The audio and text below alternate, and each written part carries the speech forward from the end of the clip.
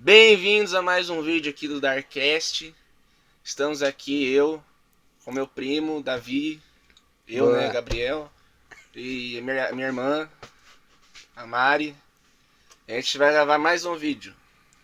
Bora. Dessa vez a gente vai ler aqui uma história, né, que é a creepypasta proibida. Ela é proibida por quê? Porque em 2017, ninguém mais, ninguém menos que o próprio Steven Spielberg comprou os direitos dessa obra para fazer um filme, e até então todos os vídeos que tem sobre ela são excluídos da internet pela produtora. Só que esse ano, né, uns meses para trás, tem começado a ressurgir aí vídeos sobre essa obra, né? Tem até vídeo do meu canal que eu assisto, né, que inspirou a criação desse Darkcast, que é o Creepcast, que é um canal gringo. Que eles leram essa história inteira e até agora não foi derrubado. Então eu acho que dá pra fazer. Eu acho que dá. O que vocês acham? Acho que sim. Acho que sim. Então vamos ver. Então, se o Steven Spielberg comprou essa história, deve ser bom, né? Robert Edward Kennan se suicidou no outono de 1999. Eu não estava lá, mas é aí que minha história começa. Começa com um Rob de 17 anos, sentado em um carro em chamas no meio de um estacionamento lotado, numa segunda-feira à noite de outubro. Ele queimou por quase 4 horas antes que a polícia permitisse que os bombeiros se aproximassem o suficiente para apagar as chamas e retirar seu corpo. Eu não conhecia, não de verdade. Morávamos numa cidade pequena. Eu conhecia de vista, sabia o seu nome, mas duvido que tivéssemos trocado mais do que algumas palavras superficiais. Me sinto estranho falando sobre ele, como se eu não tivesse justificativa para isso. Mas se vou contar a história do Spire, é inevitável. Preciso contar para vocês sobre Robert Edward Kennan e como as cartas de suicídio que ele deixou entrelaçaram minha vida com a dele. Ah, uma coisa só. Eu esqueci de falar o nome da história, né, mano? É verdade. O nome da história é Spire in the Woods, que traduzido para português fica mais ou menos a torre na floresta. A torre na floresta. Então agora ele vai contar a história desse Spire, dessa torre aí. Naquela época, nós dois morávamos em uma cidadezinha pacata da Nova Inglaterra. Um pouco mais de 1 hora noroeste de Boston, logo depois da fronteira com New Hampshire. É o tipo de lugar bom para se viver, se você é o tipo de pessoa que não gosta de fazer muita coisa. Na verdade, só existem 3 motivos pelos quais alguém visita a minha cidade natal. O primeiro é que estão a caminho de Nashua, a meca das compras do Nordeste. O segundo seria o sorvete. Temos uma fazenda leiteira onde vendem o melhor sorvete do mundo. Tudo feito ali mesmo, na propriedade. E o terceiro é porque compraram um daqueles livros sobre a Nova Inglaterra assombrada. Geralmente, nossa cidade aparece 2 vezes nesses livros. A primeira entrada provavelmente será a história de como nossa escola de ensino médio, uma das 10 mais antigas do país, passou a ter o espectro prateado como mascote. Eu sempre adorei o espectro. Ele refletiu quão rica em folclore a zona rural da Nova Inglaterra já foi. E considerando os mascotes, é muito mais interessante do que o gato de briga e ser aqui a espécie do gato, com o qual todos os outros parecem estar presos. Lá, pelos anos 1890, houve uma nevasca terrível. Uma verdadeira tempestade de inverno. Ela despejou vários metros de neve em toda a região. Houve muitas vítimas. Principalmente crianças e idosos presos em suas casas sem aquecimento. Uma das exceções, que não era nem muito jovem, nem muito idosa, foi Jennifer Wilkins. Ela era professora e ficou presa na escola quando a nevasca chegou. A pouca comida que havia na escola não deve ter durado mais de 2 dias, e dizem que, no 5º dia, ela já estava fervendo as botas para amolecer o couro e poder comê-lo. Demorou 2 semanas até que alguém conseguisse encontrá-la. Encontraram-na magra como um palito, enrolada num cobertor de lã cinza. Se ao menos existisse cola naquela época, talvez ela tivesse sobrevivido. Aquela antiga escola agora é o centro recreativo da nossa cidade. Dizem que a velha Jenny ainda assombra seus corredores, enrolada naquele cobertor de lã cinza, seu rosto magro e abatido procurando em vão por algo para comer. Certa vez, quando eu tinha 8 ou 9 anos, muito antes de conhecer a origem do espectro prateado, Subi sozinha ao sótão do centro recreativo. Era agosto, e eu havia escapado do restante do programa de leitura de verão e do meu próprio tédio interminável. O sótão empoeirado estava cheio de móveis quebrados e caixas plásticas contendo os materiais de artesanato para todos os programas da creche. Teria sido completamente esquecível se não fossem as correntes de ar. O verão tinha sido quente e úmido, mas no sótão do centro recreativo, se você pisasse no lugar errado, ficava tão frio que dava para ver a própria respiração. Contei para minha mãe, e foi ela que me falou da Jenny. Nunca mais voltei lá sozinho. A segunda história que vocês normalmente encontrariam nesses livros é sobre o cemitério Blood. Seu nome verdadeiro é Cemitério Pine Hill, mas ninguém o chama assim. Chamam de Cemitério Blood, porque supostamente é assombrado por Abel Blood e sua família. Segundo a lenda, Abel Blood morava no centro do que hoje é o cemitério, na época que ainda era uma área agrícola. Certo dia, ao voltar do campo, encontrou sua esposa na cama com outro homem, um estranho alto e moreno. Abel ficou atônito. Como a senhora Blood, uma boa cristã, poderia fazer uma coisa dessas? Obviamente aquele canalha estava abusando de sua esposa. Abel pegou seu forcado e voltou correndo para dentro de casa, com a mente repleta de vingança. Mas ao se aproximar, ouviu sua esposa, em pleno ato sexual, declarar seu amor pelo estranho de cabelos negros, e com um tom de satisfação em sua voz, que Abel jamais ouvira antes. O Sr. Blood ficou furioso.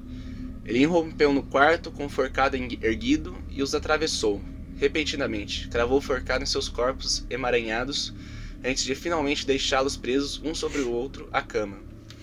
Ao olhar para a carnificina que fizera, Abel percebeu que sua fúria não havia diminuído. Isso lhe pareceu estranho, mas a razão lhe ocorreu quando viu uma foto de sua família na lareira. Seus filhos não se pareciam nada com ele, nem com a mãe. Eram todos excepcionalmente altos, com fartas cabeleiras negras e um tanto oleosas. Abel esperou, parado na poça de sangue, que momentos antes escorria pelo corpo da senhora Blood e de seu amante, e remoeu sua raiva crescente. Ele era um corno, não tinha herdeiro, criava os filhos de outro homem, um homem que se deitava com a esposa de Abel. Há anos, Abel esperou e remoeu por várias horas até que seus 4 filhos chegassem da escola. Dizem que seus filhos e sua filha mais velha lutaram bravamente, mas eram crianças lutando contra um homem adulto. Caraca, ele matou os filhos também? Cujos músculos haviam sido endurecidos por uma vida inteira de trabalho na lavoura. Apenas a filha mais nova de Abel, com apenas 5 anos, conseguiu sair da casa com vida. Ela correu o mais rápido que suas perninhas permitiam, numa tentativa desesperada de alcançar os vizinhos. Mas mesmo com a vantagem inicial, suas perninhas não foram páreo para os passos largos do pai. Assim que ela escalou o muro de pedra que separava sua fazenda da dos Hollis, Abel pegou uma das pedras e a esmagou em sua cabeça. Nossa. Hoje em dia, se você for lá, na estrada que margeia o cemitério, verá uma curva cheia de marcas de derrapagem. Dizem que são causadas por carros que desviam bruscamente de uma menininha vestida de forma estranha que corre para a rua todas as noites. Na minha terra natal, tínhamos um rito de passagem. Assim que você ou algum amigo tivesse idade suficiente para dirigir, você tinha que invadir o cemitério Blood à noite e fazer um decalque das lápides da família Blood. Eu fiz isso. E você deveria se sentir à vontade para fazer também. Mas esteja preparado para se decepcionar, porque nenhum dos Bloods morreu na mesma data. Muitas histórias de fantasmas são assim. Não que não sejam divertidas, mas o que você percebe com o passar dos anos é que em sua maioria são uma forma de controle social. Jennifer Wilkins realmente teve uma morte horrível, mas a história de Abel não passa de uma fantasia, com uma mensagem bastante sombria e misógina. Traia seu marido e ele a matará. Eu adorava histórias de fantasmas quando criança, adorava mesmo. Foi isso que me deu a reputação, não totalmente merecida, de a criança assustadora. Foi por isso que, cerca de um mês após sua morte, a carta de suicídio de Rob Cannon foi parar no meu colo. Lá enterrada em meio de pedidos de desculpa à família dele e evidências claras de depressão severa, estava o meu primeiro impulso em direção à torre na floresta. A única história de fantasmas em que eu realmente acredito. Em 1999, Eu estava no segundo ano do ensino médio. Rob estava no último ano. Ele não era exatamente popular. Parte disso se devia ao fato dele não ter nascido na minha cidade natal, mas ter se mudado para lá na 7ª série, justamente quando os jovens são mais cruéis. A primeira vez que eu ouvi falar dele foi um ano depois. Correu o boato que ele e uma garota com deficiência intelectual tinham sido encontrados nus juntos em uma floresta. A implicação era de que ele havia enganado para ter relações com ele. Alguns anos depois, ouvi o boato que seus pais foram obrigados a se mudar porque Rob havia sido abusado pelo antigo padre da família em Amherst. Ah, só desgraça. Pelo que sei, essas histórias são completamente falsas. E tenho muita vergonha de admitir que, quando estava na 6ª série, repeti a primeira com entusiasmo. Na época achei engraçado. A segunda eu também repeti, só que não com a mesma facilidade. Sussurrei para os meus amigos, adotando um tom sábio e oferecendo-a como explicação para o fato de o primeiro boato provavelmente ser verdadeiro. Me senti tão inteligente, eu tinha informações privilegiadas, algo interessante para dizer, e todos queriam me ouvir. Eu queria ter ficado de boca fechada. Eu não era inteligente, eu só estava chutando um garoto que já estava no chão, espalhando mentiras que podem ter contribuído para o suicídio dele. Os rumores seguiam o Rob por toda parte. Ele era um garoto quieto, segundo todos os relatos, muito inteligente e gentil. E quero deixar claro aqui, ele tinha pessoas que se importavam com ele. Amigos, não muitos, e talvez nem fossem muito populares, mas estavam lá e eram caras legais. Um deles era o Nathan Fletcher, que me dava carona para a escola. Eu e o Flash morávamos no mesmo bairro. Nunca fomos muito próximos, mas nos dávamos bem. Ele era um bobão adorável, sempre dizendo a coisa errada na hora errada, mas isso nunca o abalava. Ele tinha um sorriso de orelha a orelha e sempre conseguia me contagiar com sua mais recente descoberta musical ou projeto de restauração. Fletch costumava comprar carros velhos, reformá-los e revendê-los. Embora isso o ajudasse a juntar dinheiro para a faculdade, também significava que ele ficava preso dirigindo qualquer sucata que não tivesse conseguido consertar o suficiente para vender. Naquele ano, Fletch dirigia um Honda Civic de 1984. Eu ainda odeio aquele carro. Descobri que algo estava errado na manhã de terça-feira, quando a lata velha do Fletch não apareceu na minha garagem como de costume. Em vez disso, o pai dele, um oficial da Força Aérea, nem de longe tão afável quanto o filho, estava me esperando. Eu gostava do Sr. Fletcher. Ele era um bom pai, embora não fosse particularmente carinhoso. Para os filhos e um vizinho respeitoso. Mas a presença dele na minha garagem era estranha. Principalmente porque eu podia ver que o Fletch não estava no carro. Ok, Davi, você quer fazer o protagonista aí? Esse é o protagonista? Quer fazer o protagonista? Pode ser. Inclusive, antes tinha uma... Eu acho que ele é homem, tá? Que antes tinha umas referências do autor falando como se fosse mulher, mas isso eu acho que é do Google Tradutor. Então, se eu falar... Se em algum momento eu falar como o narrador aqui como mulher, por causa do Google Tradutor que trocou ali, mas eu acho que é homem. Então vai. Senhor, está tudo bem com o Nate? Sim, ele está bem. Só estamos dando a ele o dia de folga da sua escola. Vamos, pegue sua mochila. Eu explico no caminho. O Sr. Fletcher se virou e começou a voltar em direção ao carro antes mesmo de terminar de falar. Peguei minha mochila e corri atrás dele. Você conhecia o garoto Kenan? Ele perguntou quando saímos da garagem. Na verdade não. Quer dizer, sei quem é ele. Um dos amigos do Nate. O Sr. Fletcher assentiu com a cabeça, sem nunca desviar os olhos da estrada.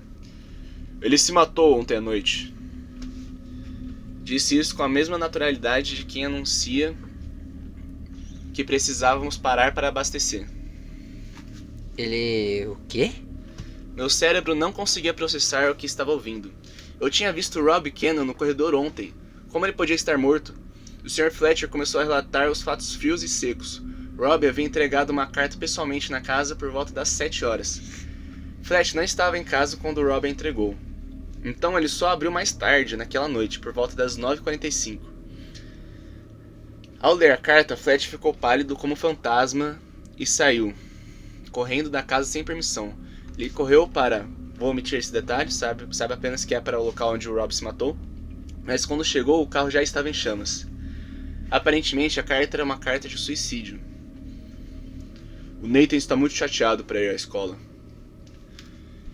Algo na maneira como ele disse isso deu a entender que o Sr. Fletcher estava insinuando que havia algo de pouco viril no fato de seu filho de 17 anos estar muito abalado para assistir às aulas de pré-cálculo depois que um de seus melhores amigos havia se suicidado. Ele deveria ter ligado, continuou o Sr. Fletcher. Mas ele não pensou nisso. E eu só me lembrei quando já era tarde demais para você pegar o ônibus. Sinto muito por isso.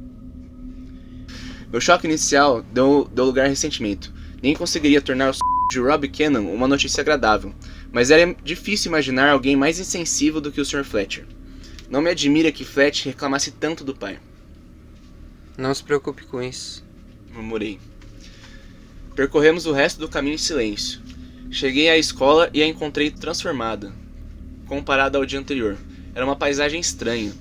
Lembro-me do Tártaro da mitologia grega. Um monte de gente perambulando com um olhar vago e perdido, sem saber o que fazer, o que dizer uns aos outros. Amigos se agrupavam em silêncio, em pequenos grupos. Era como se o funeral do Rob estivesse acontecendo nos corredores. As aulas não foram canceladas, mas nada foi feito. Basicamente, os professores nos informaram sobre o serviço de aconselhamento especial oferecido a todos os afetados e disseram que poderíamos procurá-los se precisássemos. Os nervos deles também estavam à flor da pele. Lembro-me especificamente do meu professor da sala de estudos, normalmente um homem com voz muito calma, batendo com a mão na mesa e praguejando que aquilo era completamente desnecessário. E acrescentou um instante depois: ninguém precisa fazer isso. Ninguém. Todos nós passamos o dia meio atordoados. Você abraçava seus amigos e perguntava como eles estavam ou quanto conheciam o Rob. Você ouvia falar de quem estava lá naquela noite em local omitido, era um ponto de encontro popular entre adolescentes. E você ouvia falar dos policiais que poderiam tê-lo salvo, mas não fizeram. Mencionei anteriormente que Rob Cannon ficou preso em seu carro em chamas por 4 horas. Isso não é exagero.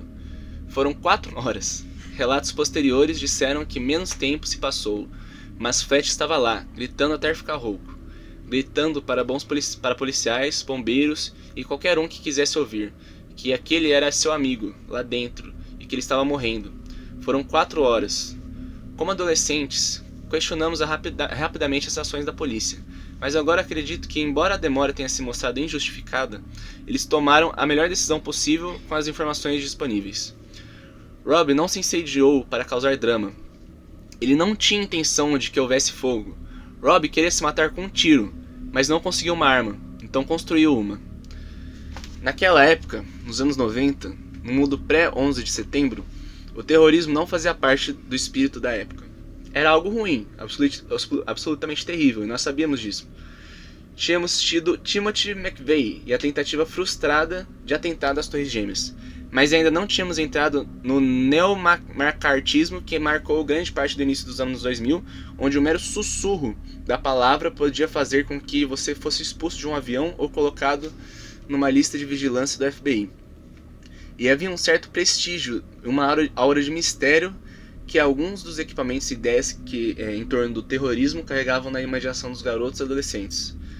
O que provavelmente explica porque Rob Cannon, como praticamente todos os outros caras que eu conhecia quando era mais jovem, tinham cópias do Manual do Anarquista e do Manual do Terrorista, salvas num disquete de 3,5 polegadas que ele guardava no quarto. Quando não conseguiu uma arma, ele construiu uma. Estou um pouco receoso de pesquisar no Google, mas se não me falha a memória, as instruções estavam em um daqueles arquivos de texto como o canhão explosivo caseiro. O canhão explosivo do Rob consistia em pouco mais de um cano de chumbo com uma tampa em uma das extremidades, cheio de pólvora e pedaços de metal. Funcionou, mas também espalhou pólvora em chamas por todo o interior do carro dele. Algumas pessoas presentes no local acharam ter visto outra pessoa no carro com Rob, uma garota. Eles repassaram essa informação ao policial McCullough, que foi o primeiro socorrista a chegar. O policial não viu mais ninguém no carro. Tudo que ele viu foi um carro em chamas. Uma multidão de adolescentes que relataram ter ouvido uma explosão e o cano de chumbo que rolou da mão inconsciente de Rob caiu do lado do passageiro. O terrorismo talvez não fosse um tema central na época, mas os tiroteios em escolas eram. O massacre de Columbine havia ocorrido apenas 6 meses antes, e o policial McCullough se deparava com um adolescente solitário bastante comum. Relatos de uma explosão, o que muito bem poderia ter sido uma bomba caseira, não detonada ainda dentro do carro em chamas. Ele tomou uma decisão difícil. Isso pode ter custado a vida de Rob Cannon, mas por outro lado, ele poderia já estar morto. É preciso se perguntar o que aquele policial fez. Valia a pena arriscar mais vidas para descobrir? Lembro-me de pensar que o policial, que até então eu só conhecia como policial que sempre implicava com as crianças que andavam de bicicleta sem capacete, era um canalha. E talvez ele fosse um canalha. Mas se fosse, não seria por causa disso. Ele não podia arriscar mais vidas. Além disso, se fosse suicídio ou não, se houvesse uma segunda pessoa no carro, onde diabos ela estava? Ninguém que conhecesse Rob Edward Cannon minimamente, nem mesmo pessoas como eu, que mal o conheciam, acreditavam por um minuto que ele estivesse planejando matar um monte de gente. Mas havia algo mais que poderia estar acontecendo. Rob tinha uma paixão por uma garota que beirava a obsessão. Durava anos e parecia estar piorando. A garota em questão era a Alina. Trabalhava em local omitido, e Rob fazia questão de ficar na fila dela ou ficar no estacionamento depois do expediente, na esperança de falar com ela quando estivesse indo para casa. Todos imediatamente se perguntaram se a garota misteriosa no incêndio era a Alina. Será que ele a puxou para dentro do carro para mais uma vez confessar seu amor por ela e incapaz de lidar com outra rejeição, tirou a própria vida diante dos olhos dela? Ou, Deus nos livre, tentou levar a Alina com ele? Os amigos e colegas de trabalho de Alina gritaram seu nome. Alina, Alina, onde você está? Como ela não respondeu, todos se espalharam para procurá-lo. Foi a gerente Sra. Jeffrey quem a encontrou, completamente devastada pelo suicídio de Rob. Alina havia se refugiado em uma das câmeras frigoríficas. Ela chorava copiosamente quando a Sra. Jeffrey jogou seu casaco sobre os ombros de Alina e a conduziu até o escritório da gerente. Faz você, mãe. Não é sua culpa.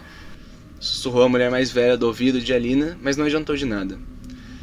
Ninguém mais ficou desaparecido, e nenhuma mulher misteriosa jamais foi encontrada. Nenhuma segunda bomba explodiu, e nenhum cúmplice apareceu. Acho que todos presumimos que as testemunhas oculares estavam enganadas. Que a fumaça e as chamas haviam lhes pregado uma peça. Estávamos enganados. Flash não foi à escola pelo resto daquela semana.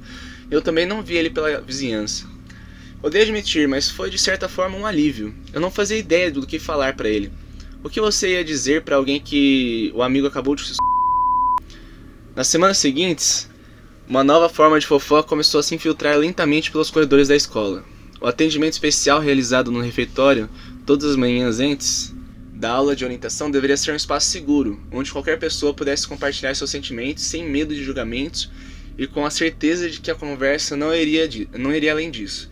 Então, naturalmente, era o único assunto de que todos queriam falar. Houve uma forte reação negativa contra os jovens que os outros alunos achavam que não mereciam estar ali. Pessoas que se apresentavam como muito próximas de Rob, mas que, na verdade, raramente falavam com ele. Vários dos meus amigos próximos estavam lá, nome omitido. Naquela noite, viram Rob queimar, viram-no morrer e, embora profundamente afetados, nem sequer se sentiam totalmente à vontade ali. Entre o pequeno grupo de amigos próximos dele, claro, Alina, senti muita pena de Alina Amnev. Sentada ali no refeitório, rodeada pelos amigos de Rob em luto, ouvindo todos se esquivarem, culpando-a. Eles nunca diziam isso abertamente, mas como comentavam, como as garotas não lhe davam a bola, como alguém tinha arrancado seu coração recentemente, e quando a conselheira falou sobre como pode ser difícil lidar com a insensibilidade de outros adolescentes, muitos na sala lançaram olhares de soslaio na direção dela, esperando sua reação antes de darem seus próprios palpites. No ano anterior à morte de Rob, Alina se viu repentinamente conquistada por uma popularidade inesperada. Ela nasceu na Rússia, mas seus pais conseguiram emigrar para os Estados Unidos quando ela era ainda um bebê, o que no final da Guerra Fria não era uma tarefa fácil. As crianças costumavam zombar dela, dizendo que sua família era de espiões soviéticos.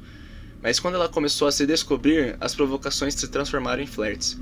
Ela nunca chegou a ser uma das garotas populares da nossa escola, mas seu charme era inegável.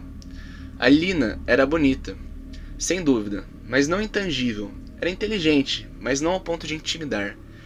Tinha pele clara e olhos selvagens, e cabelos selvagens. E seus olhos brilhavam sempre que dizia algo inteligente, e ela tinha um sorriso malicioso que se espalhava como uma onda de um lado para o outro, dos lábios. Mas o mais atraente de tudo era a atitude de Alina, seu jeito de se portar. Era como se ela tivesse certeza de que, onde quer que estivesse, aquele era o lugar certo para estar. Era contagiante. Resumindo, Alina Minev era exatamente o tipo de garoto com quem um cara impopular poderia se iludir achando que tinha uma chance. Deus sabe que eu me iludi quando me vi conversando com ela no final de novembro de 1999. A Alina ficou mais quieta nas semanas que seguiram a morte de Rob. Mesmo quando o resto da escola começou a dar sinais de que estavam seguindo em frente, ela continuou se isolando. Ela pediu demissão do emprego. Embora eu não me lembre exatamente quando a temporada começou e terminou, ou desistiu ou nunca se inscreveu para a equipe de cross country naquele ano. Ela simplesmente se isolou do mundo e de todos, e foi por isso que fiquei tão surpresa ao vê-la na festa de aniversário de Drew DeLuca. Ela parecia nervosa, aquele costumava ser seu habitat natural, e ninguém na casa do Drew naquela noite a culpava pela morte de Rob. Aquele não era o círculo de amigos dele, era o dela.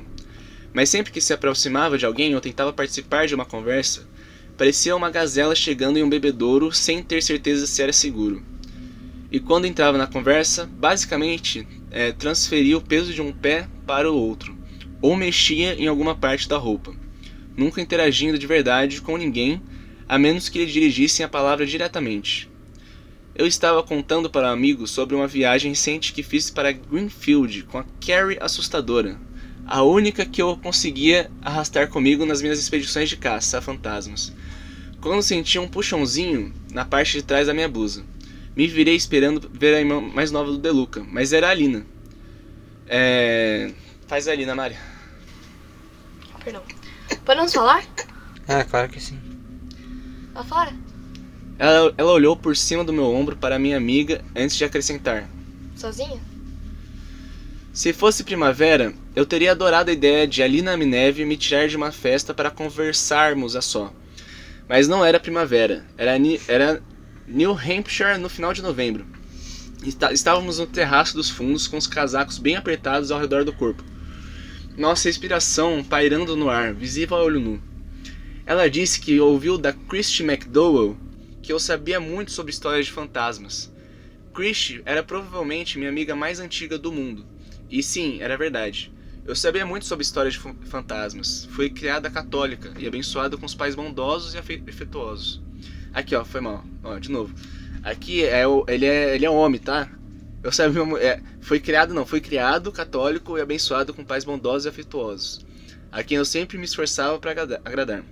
Isso significava que eu levava meu catolicismo e meus estudos muito a sério, o que acabou gerando um conflito entre minhas crenças racionais e espirituais, o que só foi exacerbado pela minha crescente consciência do escândalo de abuso sexual e o subsequente acobertamento da igreja. Eu odiava ter perdido minha fé. Eu queria desesperadamente acreditar como quando era criança.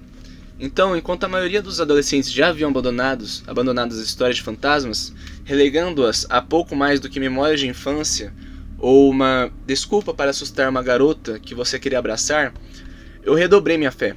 Pensei que se eu conseguisse encontrar algum fragmento de evidência que apoiasse o sobrenatural, isso manteria a porta para o mundo espiritual aberto para mim, mesmo que apenas por um tempo. É claro que não compartilhei tudo isso com a Alina. Em vez disso, tentei agir com naturalidade. Naturalidade beirando o desinteresse. Sim, bem mais ou menos. Acho que ela me desmascarou. Por quê? A Alina começou a procurar dentro da jaqueta. Você tem que me jurar que nunca vai contar pra ninguém que eu te mostrei isso. Eu praguejei.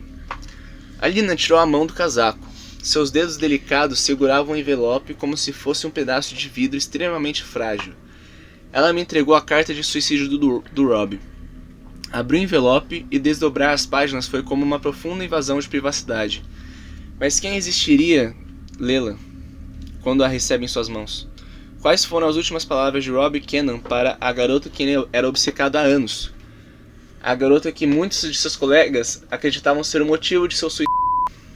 13 anos se passaram, e me resta pouco mais do que uma vaga lembrança do que dizia o bilhete. Mas mesmo assim, Mas mesmo que eu me lembrasse exatamente, acho que ainda assim pararia por aí. O que posso dizer é que era muito sincero. Rob estava deprimido há muito tempo. Ele se sentia péssimo por deixar sua família e amigos para lidar com as consequências de seu suicídio. Mas também se sentia profundamente isolado e, acima de tudo, só queria que aquilo parasse. Também não me importo muito de compartilhar que ele foi muito efusivo em seus elogios a Alina, mas tive a nítida impressão de que ele não a conhecia tão bem quanto pensava. Ele escreveu sobre ela em termos floreados, cheios de superlativos. 2 vezes disse que não achava que conseguiria viver sem ela.